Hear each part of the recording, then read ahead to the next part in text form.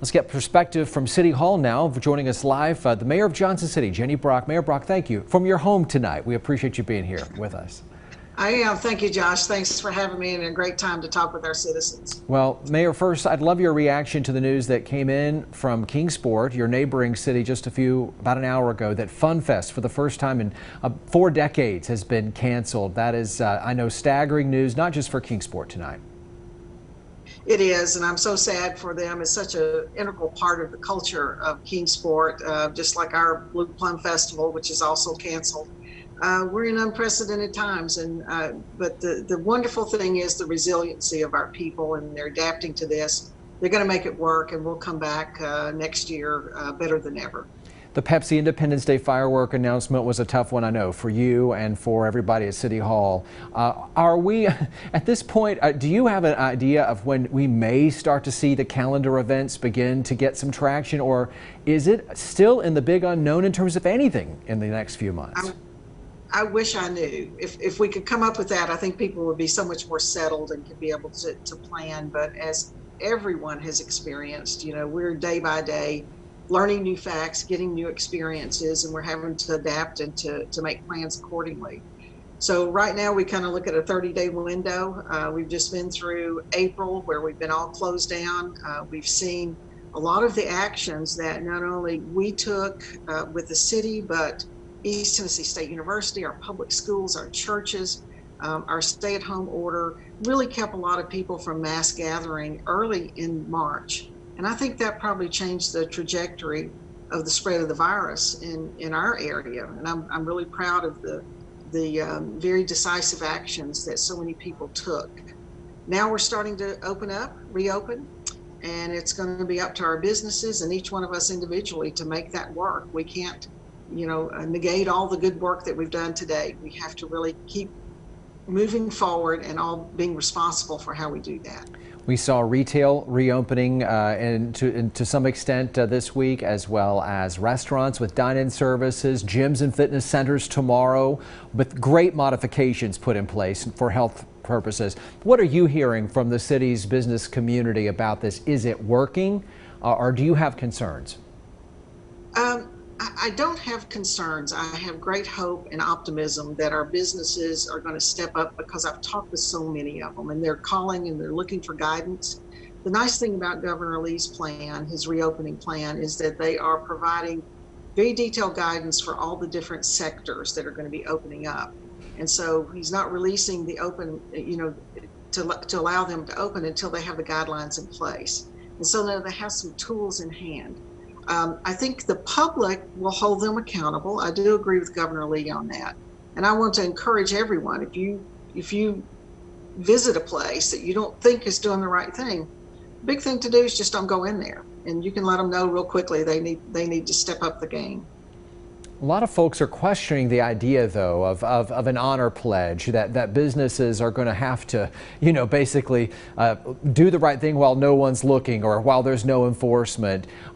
Is there any enforcement that the city might take, or is that something that the city's just not prepared to do? Well, we are approaching it from an assistance standpoint. We have a team of people together that all along has been working with businesses as we've gone through the essential, non-essential phase of this, to help them sort out, you know, where they fit on that side of the spectrum. And they've been helping these businesses develop plans on what they can do to protect their employees and to protect the public. That's their responsibility. We'll continue that. We call them our business ambassador program. We have our Northeast Tennessee Economic Development Group, the JCDA, we have the chamber. They're all working collaboratively together to be a support base for our businesses. So we will go to our businesses as an assist and to help them come up with these plans. And, you know, we do get calls, I can tell you, from the public and from employees that are saying, you know, I don't think we're doing the right thing, or I just want to brag on my company. I feel very safe there. So I think the public will determine.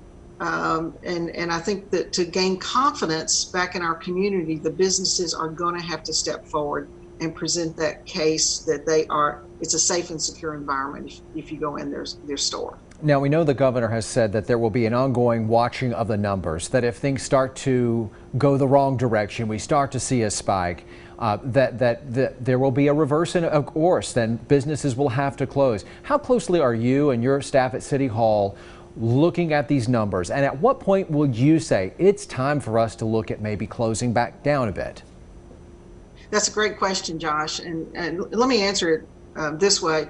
We are looking at it regionally using a dashboard that they're using in Nashville as well. So it's not just the number of cases or the number of hospitalizations, but it's the availability of resources in your community, in your region, to be able to handle an epidemic like this. So a number of weeks ago, 4, 5, 6 weeks ago, we didn't have enough personal protective equipment or perhaps ventilators or bed space, that kind of thing. So we're so much better off than we were weeks ago. And so we look at not just the number of new cases or hospitalizations, but the availability of our community to be able to service and to take care of the health crisis that we have here. And I think we're in a really, really good position right now, and I have a great deal of confidence. But we're looking across the board at those numbers before we would make that call. And finally, Mayor, real quickly, the budget. I know sales tax is a huge part of this. On a 1 to 10, how worried are you with 10 being this is really bad? Where are you with that right now? Well, let's make two 1 to 10s. One is to finish this year. So our budget for 2020 doesn't end until June 30th. We are going to see a need to pull from our fund balance. And let me tell the citizens this too. You should be very proud of your city. It's one of the things I'm very proud of, that we entered this in a very strong financial position, and that we had saved and have a rainy day fund or a fund balance that can help us get through this. But we'll have to draw down our fund balance by several $1 million just to finish this fiscal year. We just had a budget review this afternoon, in fact, and the budget for 2021 is going to be very stark. It's going to be pretty bare bones, but we think probably about a 5% decline in revenues for 2021. We are hoping we will come back very robustly. It's going to be up to us, though. Each one of us, we have to support our businesses. We have to get our investments back into our own community so we can grow and we can come out of this as quickly as possible. Mayor of Johnson City, Jenny Brock, we wish you continued good health. Thank you for your time today. We appreciate it. Great. Thanks a lot, Josh. Thank you.